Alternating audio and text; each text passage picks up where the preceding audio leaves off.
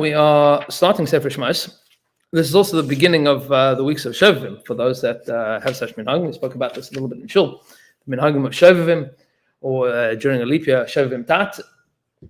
Without going into too much detail about Shovavim, which maybe we'll get to in the up and coming weeks, it's kedai to understand that already from the days of the late Rishonim, early Acharonim, we're talking the 1500s, from the days of the Arizal and the Shloah Kodesh. The Shloah speaks about this extensively, that there's this concept called Shovavim. Shovavim means that there is a curriculum that begins with Parsha Shmos and continues for 6 weeks or 8 weeks during a leap year. Shovavim is Rosh Hashanah for Shmos, Va'era, Bai, Beshalach, Yisrael, Mishpatim, and then Tat is Truma Tetzaveh.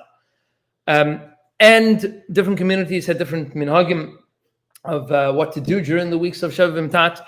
The minhag in Slonimi yeshivas during these weeks is they scrap the regular schedule and they learn 5 hours Sadarim, meaning morning set is 5 hours B'ritzifus, like continuously.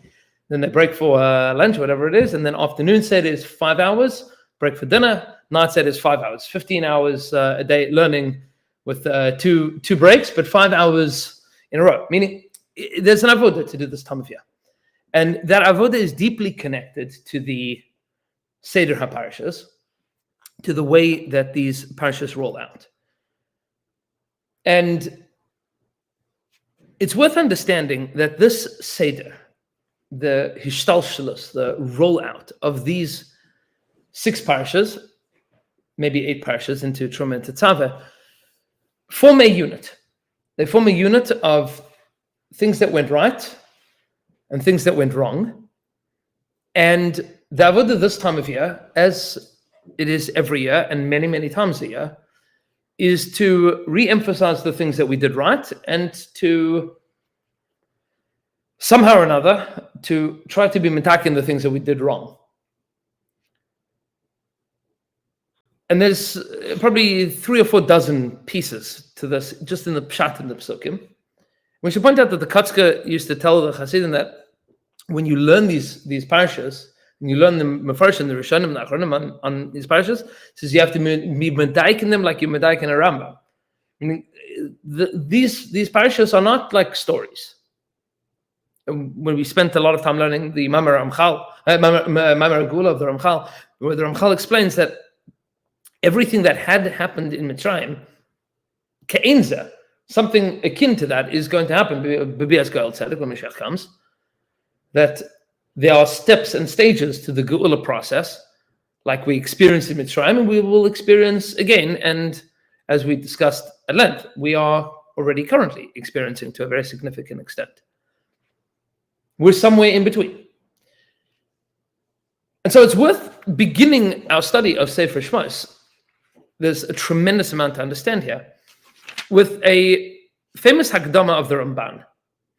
Because the Ramban, in this Hagdama, the Ramban has an introduction to pretty much, well, to the entirety of the Torah, and then to each Sefer in the Torah. The Ramban defines in this Hagdama what Galus and Geula mean. Spoiler alert, it's not intuitive. Meaning, if I were to ask you right now, what does the word Galus mean? You tell me? Exile. Exile. Where is exile? Meaning? What is exile? Outside of Being outside of Eretz Yisrael. And what's Geula? Redemption. What does that mean? Where are you in a state of Geula? When you're Chutz La'aretz, when you're outside of Eretz Yisrael. But what's Geula then? Come back to Eretz Yisrael, right? Come back to Eretz Yisrael. And having sovereignty. And having sovereignty. Now, all of those things. Says the Ramban, this is the Sefer, and there's a few pieces here to be medayik in. The Ramban begins, Hishlim HaKos of Sefer Bereshis, Shu Sefer HaYitzira. The Torah has now concluded the book of Bereshis, of Genesis, Shu Sefer HaYitzira, which is the book of formation. The world has been formed. Bechidush ha'olam, with the chidush that's called the world. Right? There's a chidush called the world. The world is created. Something new. V'yitziras kol noitzer, and the formation of all formed things. Uvemikri ha'avos, and the events of the avos, shehem, which are ke'inyan yitzira lezaram. It's a fascinating terminology that the Ramban uses here. The actions and activities, the events that happen to the avos are ke'inyan yitzira lezaram. What does that mean? Creation to strangers. So lezaram with an ayin. Lezaram to their children. Meaning that which the avos did, all the things that the avos did was creating that thing called their descendants. Now, that doesn't mean, obviously, simply that the avos had children. It means what the Ramban explains in many, many different places, which is originally termed by Chazal, but the Ramban probably was the one that made it famous, which is Maaseh Avos Siman Labanim. That which happens to our ancestors happens to us. Or as my Rabbi Rustav used to refer to this, the Torah is not a book that tells you. People often say the Torah is not a book of history, right? It's a book of religion. It's not a book of history. Rustav would say it is a book of history, but it doesn't tell you the story of what happened. It tells you the story of what's going to happen. And that's what the Ramban is pointing out here. The Torah is a book that describes the ways and pathways to get from where we are to where we need to be. That's what's going on here. And Sefer Bereshis is the first level of the building, where you lay the foundations, you put in the plumbing, you put in the electrical work. Once you've done that, you can build level 2. Meaning, the way that you lay the foundations of a building determine what happens next, correct? Meaning, every now and then people move into a house and they decide, I want to move the bathroom to, then they speak to a contractor, and the contractor's like, nah, not going to happen. Why? What do you mean? There's the plumbing over there. There's plumbing over here. There's no electrical. There's electrical over there. You can't just decide where you want to move things to. Whatever the foundation is, that's the beginning of it. That's what you have. So what Avram, Yitzchak, and Yaakov did was they created a Yetzira Lazar, a foundation for the future of the Jewish people. Says the Ramban, to explain further, Mipnei shekol mikreim tziyuri dvarim lirmoz lehudia kol asid lavei lahem. That's exactly what we said. All of their events are tziyuri, they are drawings, they are illustrations, lirmoz, to hint, lehudia, to inform, kol asid lavei lahem, all the future that is going to happen to them. Everything that happens to the Jewish people throughout history is extrapolating from the lives of the Avos. And we see this over and over and over and over again. That the tsaros that the Avos went through and the successes that they had repeated themselves over and over again. Ad hayom hazeh. And then says the Ramban, now that we have concluded the book of the formation, the foundation of both the world and the Jewish people, those are the two things that Bereshis talks about. It's the Sefer HaYetzira, the book of formation of the world and the Jewish people. Now that the formation has completed, now we begin another book. The story of that which happens from those hints that were dropped in round 1. Now we are going to extend that story. We're going to develop that story further. He says, "V'nisyachid Sefer ve'ele Shmos," and this book, the book of Sefer Shmos, is unique. Meaning, the rest of the Torah is extrapolating from the stories of Avraham, Yitzchak, and Yaakov from the creation of the world. So, what's Sefer Shmos about? What's unique about Shmos?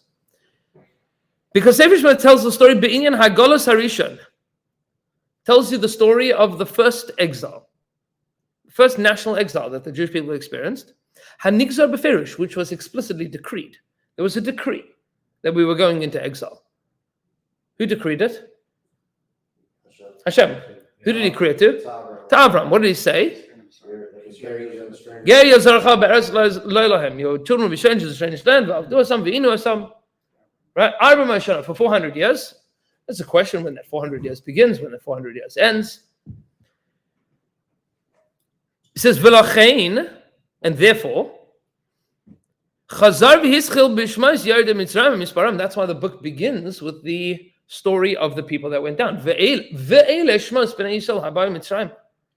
And these are the names of the children of Israel, Yaakov, habayim Mitzrayim, that are coming to Egypt. Meaning in the present tense, habayim, they're on their way, happening now. This is the continuation of the story that we began in Sefer Bereshis. He says, even though this is already written,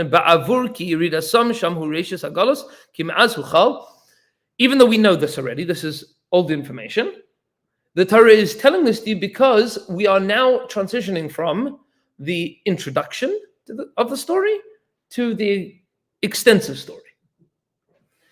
We've noted that the Torah very often does this. The Torah will tell you a piece like the headline, and then later on we'll tell you the details of it. For example, what the Sforno told us in Sefer Bereshis is that, this is the shit of the Alshich as well, is that the 6 days of creation contain within it all the events of both Perek Aleph and Perek Beis of Bereshis. But Perek Aleph doesn't, it tells you about the 6th day of creation, tells you the formation, the creation of Adam and Chava, and then it tells you Vayi Erev Vayivoker Yom Hashishi.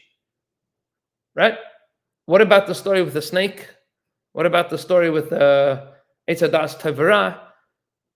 Not there in Perek Aleph. Says the Alshich, yeah, it is. It's just not explained there. This is the synopsis. And then we're going to get the whole story. Sometimes the Torah will tell you a synopsis and then go through each of those stories.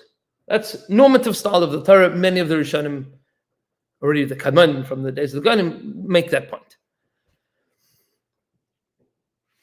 And now the Ramban asks the question, okay, so this story tells us about the Galus. Here's the interesting question. The beginning of the Galus is detailed at the beginning of Sefer Shmos. Ve'ele shmos b'nei Yisrael habayim Mitzrayim. When does that Galus end? You've asked this before. As you were talking, you were at the shir on Thursday night. I think Rabbi Moskowitz gave a very interesting yesod that I'd never heard. I think that certainly makes sense here.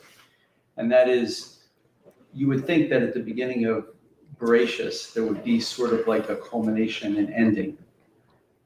But there isn't. At the end of Shemos, you would expect there to be like an ending, like a happy ending, which would be getting out of Mitzrayim and going into Eretz Yisrael, but it didn't happen. It didn't end up. Yes. Even at the end of Devarim, it doesn't end with the actual going into Eretz Yisrael. It's on the precipice of Correct. Eretz Yisrael. So I think using that yesod, the way you're explaining it already, is that the books of the Torah are explaining the processes that happened, and they represent the tools for us to understand history and understand our struggles. So there is no real geula, even though Shmos is known as the Sefer Geula, there's no real like finish line type of geula. It's a process, and it's foreshadowing all the processes of Jewish history. The same way for Bereshis, because Bereshis didn't end up in Mitzrayim. It wasn't a geula, it was the beginning of a galus. Right. And the end of Devarim was not a geula right there, because you didn't have Malchus, you didn't have Eretz Yisrael at that point. It wasn't complete. So I think to answer your question, there was, the galus really, it started at the end of Bereshis, and it continued with the beginning of Shemos. So the Torah is really more process oriented rather than finish line, culmination oriented. Yes. So I'm just trying to tie the two together. I think it is a way of, at least my understanding. You're 100% right. But the Ramban has a chiddush in this. You've asked this question before. No. Was it Matan Torah or no? Not quite. It was what's it called? The sea, right? Yes. Oh. No, it was something else. Wait. No. Yeah. Think. Said this before. At what point were they first called Bnei Yisrael? At the beginning of Shemos. They Yes. weren't a nation until that night when they left Mitzrayim. No. Paro is the first person to call us Am Bnei Yisrael. Was it But he called them Am Bnei Yisrael, not Bnei Yisrael. There's a whole thing. But the Elishma Bnei Yisrael. The Torah calls us Bnei Yisrael. The first person that calls an Am is Paro. Yes, the first time too. That's the funny Was it Lucha? It wasn't Lucha. Was not the luchos. Hold on. Right there. What was the question? What was the question again? Is it- Where is the geula in Sefer Shmos? Where is the geula? It's there somewhere. It's there. Wait, don't tell us. I No? guess this. I'm gonna read and then you tell me if you chap it before. What is it? Because he asked the question. He says, "V'hinei hagalos eineno nishlam," When you went in the water? and the galus is not finished ad yom shuvam el mekaimam until they get back to their place. Vel ma'alas avosam yoshuva until they return back both to their place spatially, vel ma'alas avosam, and to the level of their ancestors. When they came out of Egypt, even though they came out of slavery, adayin yechashvu golim, they were still considered exiles. Ki hayu be'eretz lo lahem, because they were still in a land that was not theirs. The geula of Yetzias Mitzrayim was not a geula shlema. That's for sure true. Was it Mishkan? Hold up that thought for 1 second. We were wandering around in the desert. El Har Sinai, when we came to Har Sinai, ve'asu hamishkan, and built the Mishkan, v'shav HaKadosh Baruch Hu, and Hashem returned His presence, v'hishrosh chinasai b'nehem, and Hashem's presence became palpable within the Jewish people once again. As shavu el ma'alas avoisam, then they returned back to the level of their ancestors. What's the level of the ancestors? What is that definition? Says the Ramban, this is one of the multiple places that the Ramban refers to ideas in Kabbalah in his Perush HaTorah, Shehaya Soid, this is the secret of, means in the Kabbalah Sa'emes, Eloka al ahalehem, that Hashem is above their tents, vehem heim hamerkava, and they are the chariot. What does that mean that they are the chariot? So the Navi Yechezkel describes the Maaseh Merkava, the chariot of Hashem. This is a very mystical vision that Yechezkel has, which the Mishnah in Maseches Chagiga tells us is all of the secrets of Kabbalah are contained in Maaseh Bereshis and Maaseh Merkava. Pshat in Maaseh Merkava is that HaKadosh Baruch Hu is envisioned by the Navi as a king that is riding in a chariot. And that chariot has components to it. We have names for those components. We call them angels.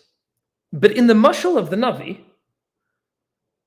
this Merkava of Hashem has ofanim. What are ofanim? Ofanim and chayos HaKodesh.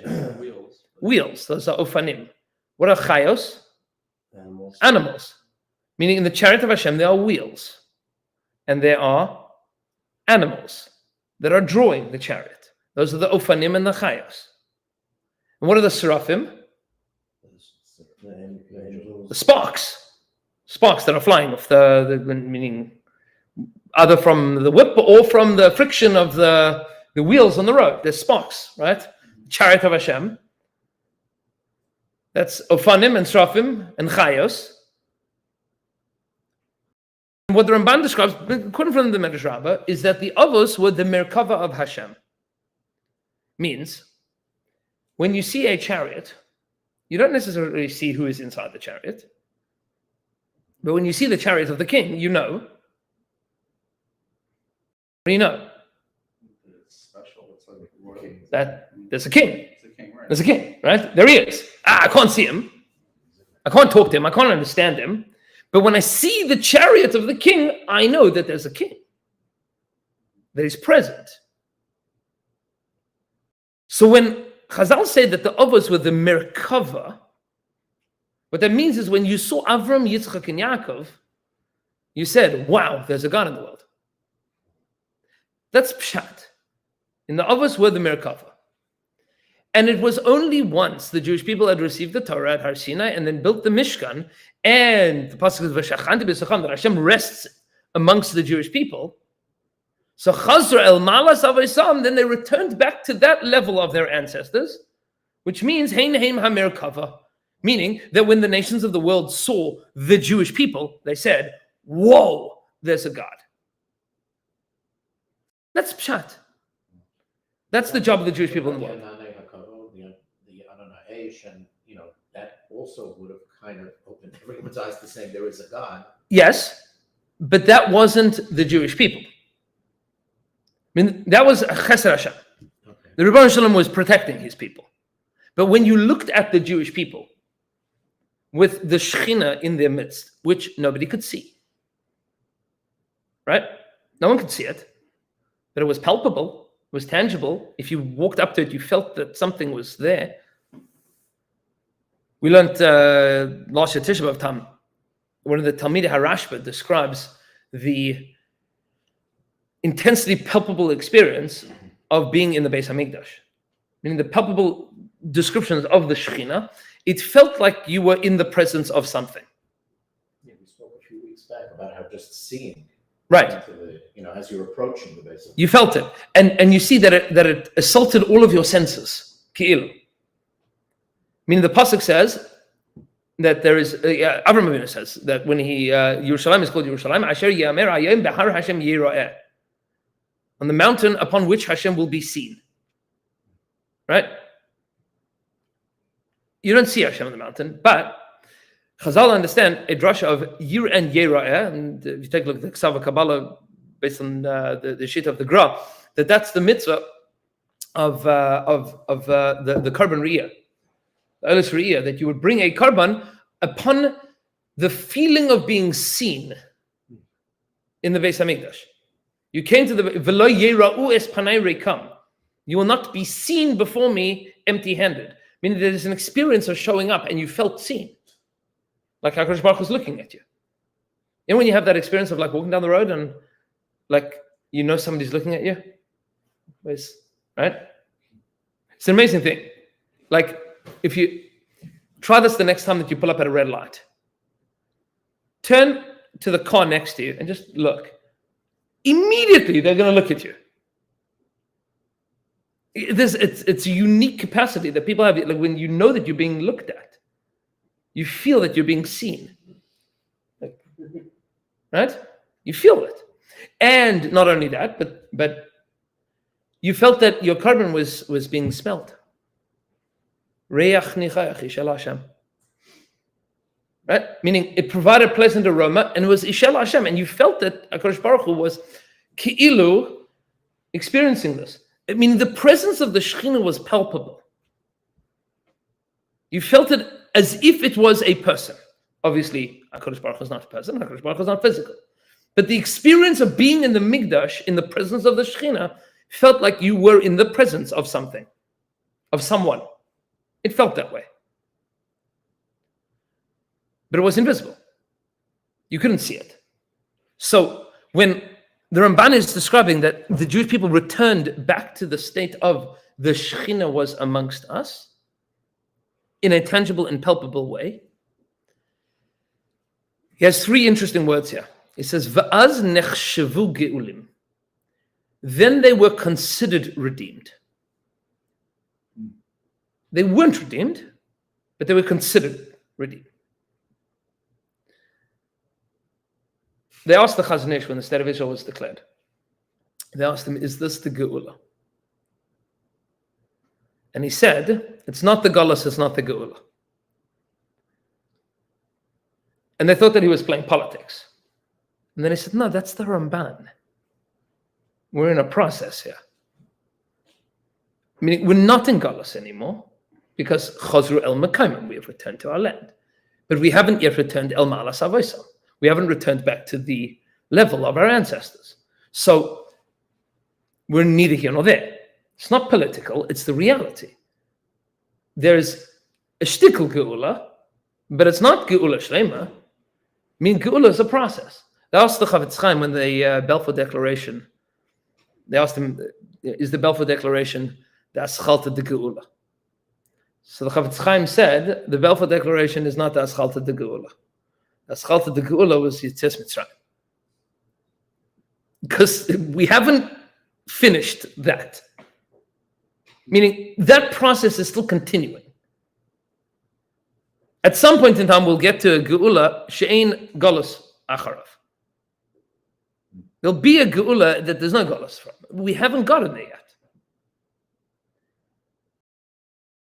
Which means that Sefer Shmos, which describes the beginning of the galus and the beginning of the geula, also describes, and this is the side of Sefer Shmos, of these 6 parashas of Shavim, is these 6 parashas describe all of the off-ramps, all of the exits that were to be that we didn't exit at that point, we would be in a different place now. Sefer Shmos is on the one hand exceedingly uplifting, and on the other hand exceedingly depressing.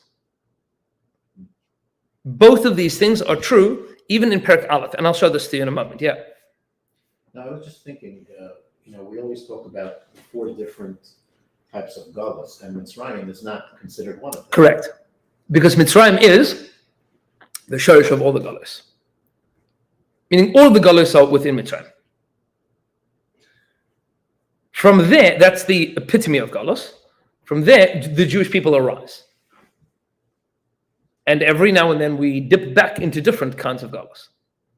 And the Ohr HaChaim HaKadosh, of course, famously, it's one of the more famous lines of the Ohr HaChaim HaKadosh, points out that the Jewish people in Mitzrayim, many of the Svarim explain, were on the Memta Shari Tuma, and if we would have stayed in Mitzrayim, we would have got into the Shari Anun of Tuma. Not for now, whatever that means. The Ohr HaChaim HaKadosh famously says that after Matan Torah, that's impossible. Because once the Jewish people have the Torah, it's impossible to reach the Shari Anun of Tuma, the 50th level of Tuma. And the Torah will protect the Jewish people from that. That was the school that was given at Matan Torah, is that the Jewish people could never reach the 50th level of Tuma. We'll get there when we get there. But to finish up the Hagdama, the Ramban explains, "V'lachein nishlam hasefer hazeh," and therefore this book, the Sefer Galus and Geula, concludes b'inyan hamishkan, with the building of the Mishkan, v'yos kvoid Hashem aleo tamid, and Hashem's filling it permanently, meaning without stop. The Anan Hashem was on the Mishkan. Whenever the Mishkan was up, the Anan Hashem was there. The presence of Hashem was felt there. Rav Dessler writes, even before Rav Dessler, you'll see this in the Or Torah of the Maggid HaMesech, but Rav Dessler explains this with a little bit more breadth. The Ananei HaKavod were not physical. We have this picture from like elementary school, right? Of Ananei HaKavod, right? It's true that there's a Shittas HaTosfos that might indicate that they were physical. But it says, Pashtus is that the Ananei HaKavod were not physical. It was a feeling when you entered and exited the Jewish camp. You entered, you felt, I'm here in a place. And when you exited, you felt, I've left that. Meaning the Ananei HaKavod were internal. They were not external. That answers a lot of questions in Chumash, if you understand like that. Many questions in Chumash, like everything that's going on in Chumash makes a lot more sense if you understand that the Ananei HaKavod were in experience, not like physical matter. It's interesting, you used the imagery for the Ananei HaKavod earlier of the Merkava, Right. which was invisible. Correct. And you're saying the Ananei HaKavod were invisible. Well, also, The other Merkava earlier in Shmos was at Yam Suf, Merkavos Paro. correct. Which were very visual. Very real, and yes. Very much of an image of the defeat, but it was not a complete geula at that point either. Correct. Because there was still more to go. So I'm just picking up, I'm not a big Kabbalist, but I'm just picking up on the imagery of Merkava used in 2 different contexts within Sefer Shmos, the Merkava of the Mishkan, which was invisible, and the very visible Merkavos Parayar V'yam that were sinking, but it was only a premature type of rule. So the Mekubalim spend a lot of time explaining that there is Merkavos in Kedusha and Merkavos in Klippa, right, in Tumah, right? Meaning they do parallel each other. Paro was, in his time, was the avi avos of the opposite of HaKadosh Baruch Hu. Meaning he pitted himself as the alternative to God. So he also has a Merkava. Right? He has a Merkava, which means he has this Merkava, of course. Right, there's the two levels. So we'll explain that the Merkava of Para, and this is important to note, Ibn Ezra is sensitive to this point. The Merkava of Para also inspires a certain visceral emotional reaction. How many chariots did Para have coming to Yam Suf? 600 chariots. 600 chariots. How many Jews came out of Egypt? 600,000. In theory. When the Jewish people stood at Yam Suf, this is the Kasha of the Ibn Ezra, and they saw 600 chariots of Paro racing towards them. Why don't they just turn around and be like, all right, break into groups of 1,000, and we'll each group of 1,000 take one. As fast as terrifying as a chariot is, 1,000 people jumping it, you're not going to make much headway, right? So the Ibn Ezra asked the question, why were they so terrified? It's because the Merkava of Paro, that idea of Egyptian might, was so cemented into their brains that when they saw it, they stood like this, terrified. I mean, they couldn't strategize. They were avadim. That's it.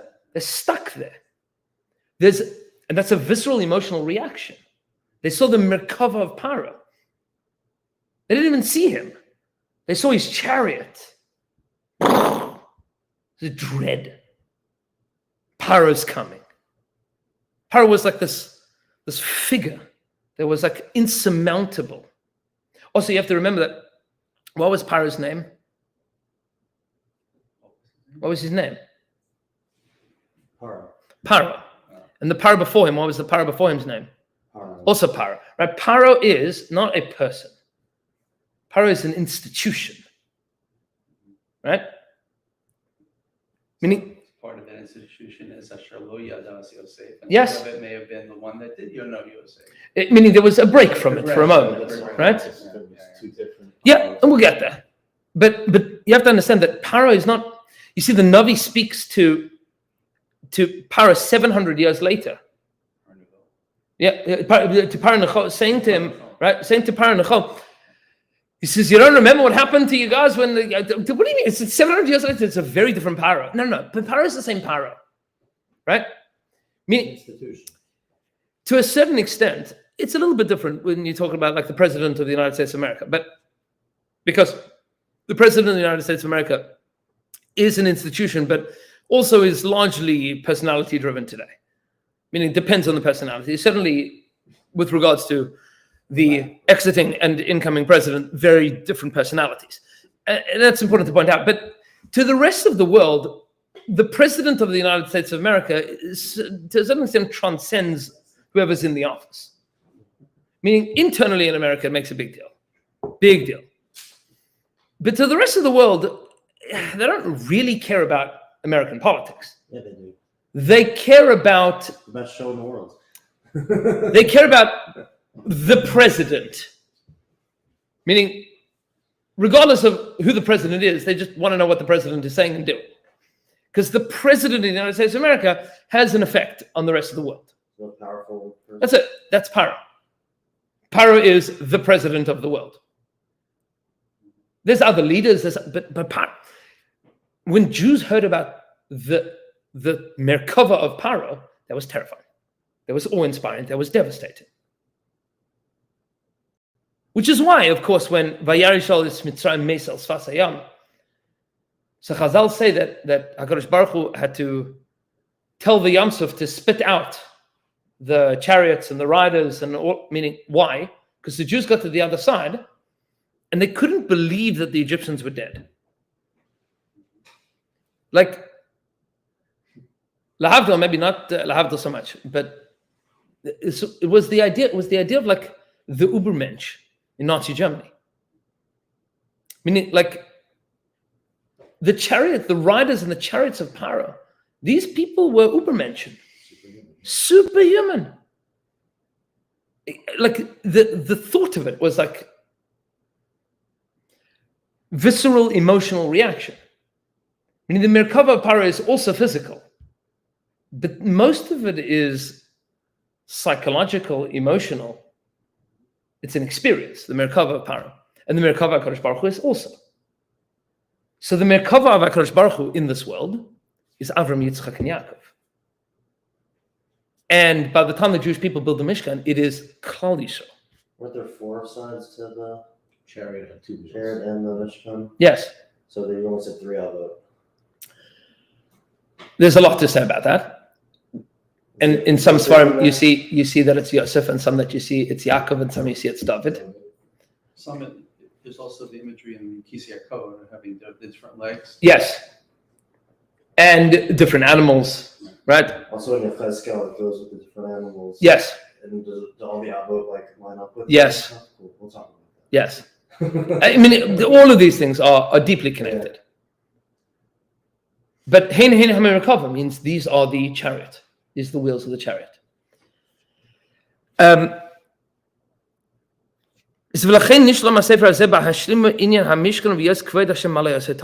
therefore, the story of Shmos ends with the Geula, which is the story of the Jewish people not quite returning to our land, but returning to our status. The status of being the people that bear within them the presence of Hashem in the world. I mean, Hashem's presence is palpable within the Jewish people. That's called the Merkava. But in order to understand that story, how do we get from being slaves to being that? Are these parashas? And what I'll show you now for the next few minutes is seemingly a machlokes between Rashi and the Sforno. Many of these Rashis are well known, and the Sfornos are not well known. And it seems like there's a machlokes going on here. And what we're going to explain is that there's no machlokes. The parsha begins with Ve'ele Shmos Bnei Yisrael Habayim Mitzrayma. Rashi tells you, why are we listing these names? So the Ramban just told us we're listing these names because this is the beginning of the story. But Rashi says, why does the Torah list off these names? Says Rashi, and you see Rashi says this comment many times. Says Rashi, why is the Torah listing these names? Even though they are counted while they were all alive in Sefer Bereshis, Bishmasam with their names. The Torah is going to tell you their names again. Why? Lehadia chibasam. To tell you how much HaKadosh Baruch Hu loves them. Ava. The story of Shmos opens up with the Ava that Hashem has for the Jewish people. A love story between God and the Jewish people. The Jewish people are compared to stars. That HaKadosh Baruch Hu names and counts each of the stars. Shenemar, the pasuk says, HaKadosh Baruch Hu takes out, reveals every night all of the stars of the sky, according to their number, each one according to their name. Meaning HaKadosh Baruch Hu names things that he loves. When you give something a name, it shows chiba, it shows love. I remember Moshe Weinberger mentioned a couple of years ago that his father said when he came to America, he survived the war and he came to America, so there were a few things that he had never seen before. One of them was dogs with names. Dogs with names. So my mom tells me that my Zed died when I was 4. So my mom and her sisters had a dog. This dog was like the dog of Eliyahu Navi, like didn't die. It was like every time they thought it was going to die, it just kept going. This dog, mamish, like Gilgul, I don't know, it just kept going. It couldn't walk, it couldn't bark, it It was the vacuum cleaner. It ate everything off the floor. This dog, Schnapsy. It's an excellent name for a dog. Schnapsy the dog. Schnapsy, by the time Schnapsy died, I still have this picture of Schnapsy in my head. Like Schnapsy, I think by the time Schnapsy died, she was fatter than her legs were long. So she basically just rolled around. This little mutt with stumpy legs just rolling around. But my grandfather refused to call Schnapsy Schnapsy. Schnapsy was the hund. A lot of people call their dogs Hunt. The hund, right? The dog. And whenever my mom and her siblings would say, it was the sisters, my uncle didn't really care for the dog, but would say, Dad, why don't you call Schnapsy Schnapsy? He would say, it's a hund. Children have names. This is a hund. Right? This is a hund. Says Rashi, HaKadosh Baruch Hu is naming the Jewish people again because he loves us. Says the Sforno is stark Musar here. Says the Sforno, you know why these people are being named? These ones, it's worth knowing their names. Because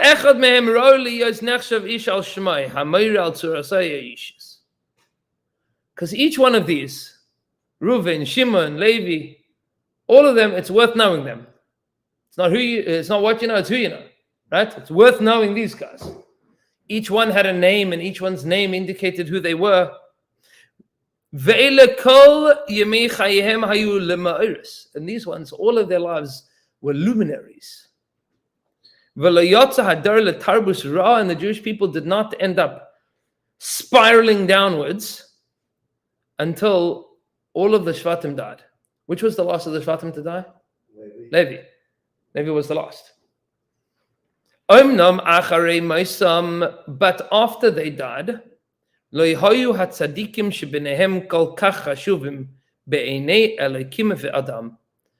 the tzaddikim in the next generations wasn't worth knowing who they were. So Rashi tells you why is the Avos why the Shvatim being named? Because HaKadosh Baruch Hu loves us. Says the Sforno, yeah, you love them, but the people that came afterwards, not worth it, not worth knowing them. You see that Rashi and Sforno discuss the same. There's a famous Rashi. Uvnei shel paru v'yishutzu v'yirbu v'yatzmu b'ma'od ma'od v'timalei ha'aretz ha'isam. Famous Rashi on this. No? What does Rashi say? Is it 5 and the 6? 6 babies. 6 babies in every pregnancy. Right? Uvnei shel paru v'yishutzu v'yirbu v'yatzmu b'ma'od ma'od v'timalei ha'aretz ha'isam. The Jewish people, they were fruitful. And they teemed, and they multiplied, they became strong, exceedingly so. Famously, Rashi says 6 babies at a time. Says the Sforno, that Yosef and his brothers and all that generation died. Kol shivim nefesh, all the 70 souls that came down to Egypt, for as long as those 70 souls were alive, things weren't so terrible. Paru v'yishutzu, the Sforno has a pun here. Paru v'yishutzu, paru, they increase. V'yishutzu, what does the word v'yishutzu mean? Sheretz. Like a sheretz. What's a sheretz? Creepy crawly. Right? Bugs. So he says, V'achar shemesu kol shivim nefesh, after the death of these 70 souls, natu ledarke shiratzim. They became like shiratzim, like creepy crawlies, like bugs. Shiratzim, shiratzim leva'er shachas. Shiratzim, shiratzim, like creepy crawlies that are running to a pit of doom. They just abandoned all moral pretense. That they stopped being like their others. Was Serach Bas Asher counted in those 70? Maybe. Shalom, whether Serach is counted or Yocheved is counted. But yes, Serach Bas Asher, it seems, was alive. But but she's not named in that list of 70. I mean, maybe not counted within those 70. But either way, V'yamas Yosef v'chal achav v'chal al darahu means all the influence of those people was gone, right? Uvechein, and therefore says the Svarna, v'yakom melech chadash al Mitzrayim asher lo yada Yosef. A new king arose over Egypt that didn't know Yosef. Rashi tells us either he didn't know or he pretended like he didn't know, right? Pretended. Asa atzma ki'ilu lo yada. Pretended. Why? Why did he pretend like he didn't know? Who's that? Because He's got a whole labor force you can explain. Yosef was gone. once Yosef's gone, so it's very easy to exploit a group of people when their ancestor, when you don't struck from the record that their ancestor saved Egypt. Meaning you need to forget Yosef if you want to exploit the Jewish people. Says the Svarna, sort of.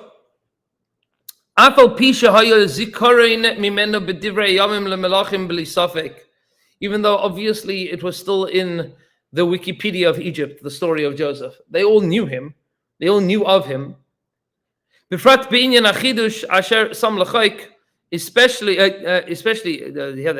of the Chumash is probably the better text. Yosef made a mandatory 20% tax on Egypt. He sure as heck didn't forget that, right? He definitely didn't forget the Joseph tax. People have a tendency to remember bad things. And Yeah. forget good things. So how do you forget Yosef?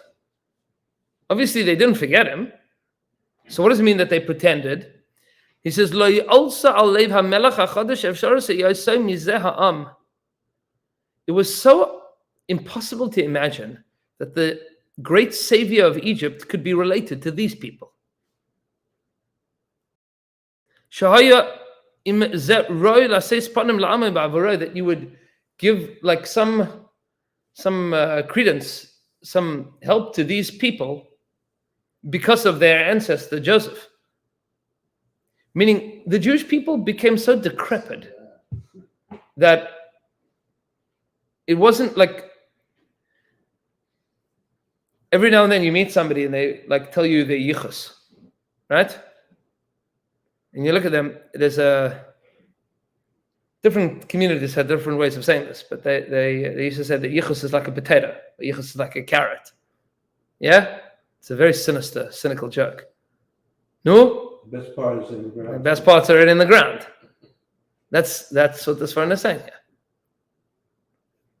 That Yosef and his brothers, they're dead and buried. These people are connected to... How did that happen? So that's a good question. What do you say? I don't know, like the culture, they clearly didn't instill good culture in them, and they just rotted. Their leadership was gone. There's no good leaders. It's like the kids that have the parents that are so great that like they just can't live up to even trying to be anything good. So, Like Moshe's kids and stuff. Like there's just a bunch of Moshe's kids. so the story of how Klal Yisrael gets this bad is a painful story. It's a very painful story. The Rambam describes the story at the beginning of Hilchos Avodas Kachavim, where the Rambam describes how the Jewish people basically forgot monotheism. And they were desperate to be accepted by Egyptian society. If you put these two things together, what comes out is Yosef's deep desire was to ensure that his children remained separate, that his family remained separate from the Egyptians. Don't be like the Egyptians. We explained before. Don't get involved in agriculture. Stay shepherds. Don't get into the Egyptian lifestyle. Stay in Goshen. Don't spread out through Egypt. Stay separate. And Yosef was feeding his family, right? Yosef was feeding his children and his grandchildren and his great-grandchildren. Meaning, Gam Machir ben Menashe Yildu al Birkei Yosef. Yosef got to see great-grandchildren. And Yosef is supporting all of them, So there are a bunch of trust fund babies. 100%. Wow. Meaning, because Yosef has been saying to them, don't become agriculturalists, stay shepherds in Egypt. There's farmland there, but you have a whole nation of people, 4 generations now, of people that don't get involved in Egypt, I'll take care of you. But the Pasuk describes, and we learned this Kliyaka a few weeks ago, that the Jewish people spread out throughout Egypt. But they still trust fund babies. Which means 2 things.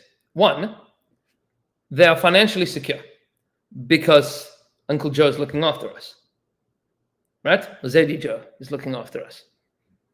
And on the other side, the Egyptians still are paying a 20% tax and had to beg, borrow, and steal in order to get food from Yosef.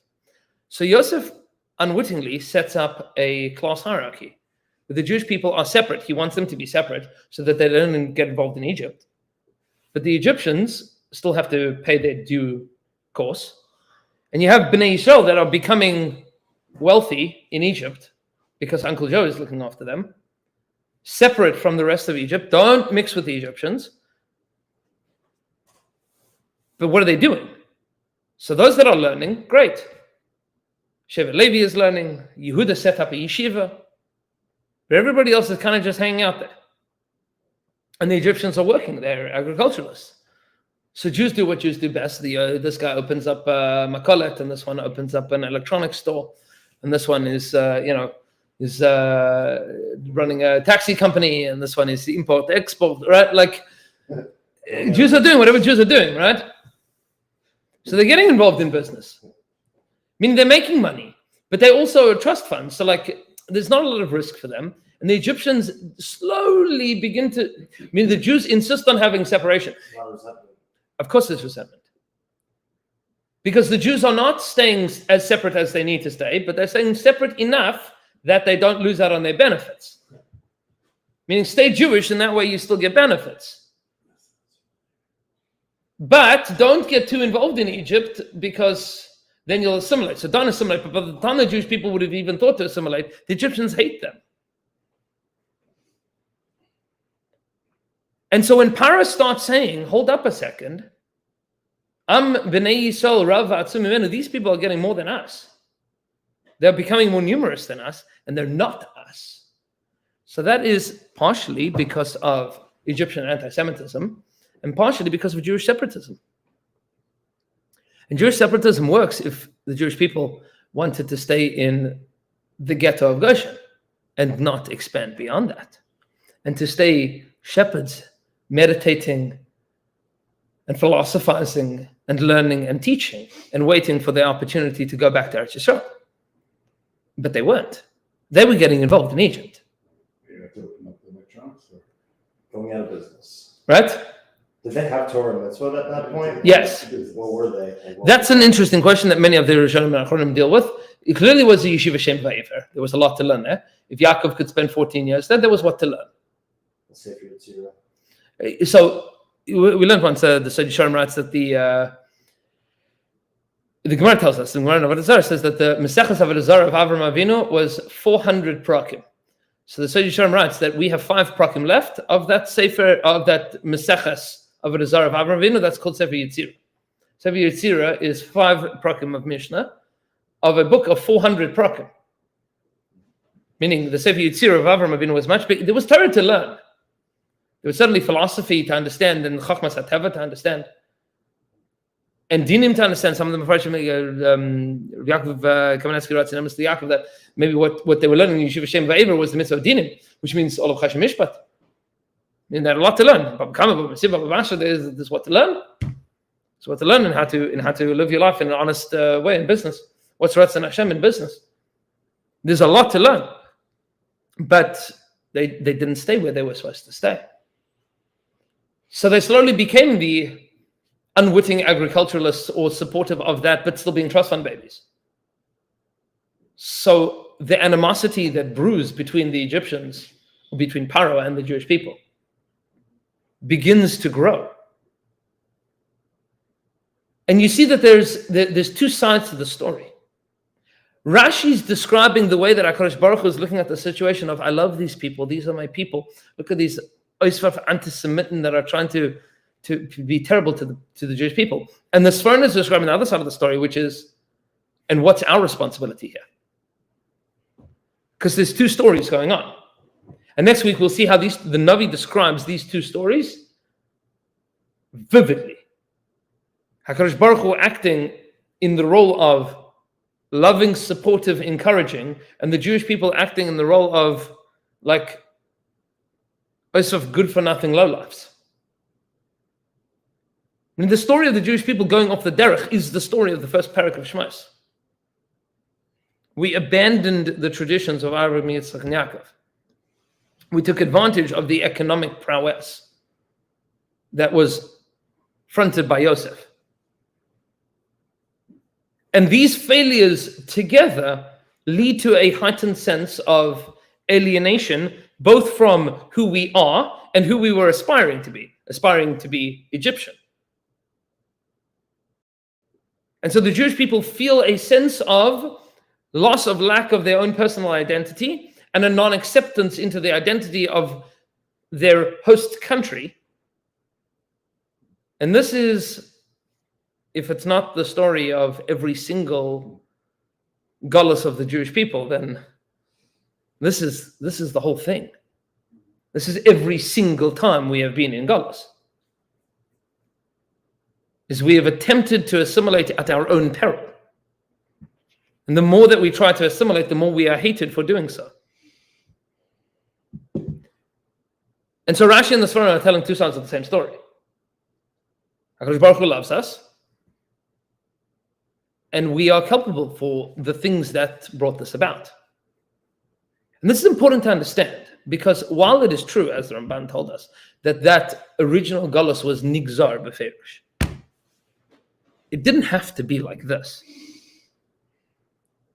Because you'll remember that there's 400 years of galus, and those 400 years start with the birth of Yitzchak. That's how it ended up being. We were strangers in a strange land. It means starts with Yitzchak, who was a stranger in a land that wasn't his, called Canaan. The galus began with the birth of Yitzchak. Yitzchak does not have sovereignty in Eretz Yisrael. It could have been that we went down to Egypt and we came straight back up to Eretz Yisrael. And only 400 years later was going to be sovereignty.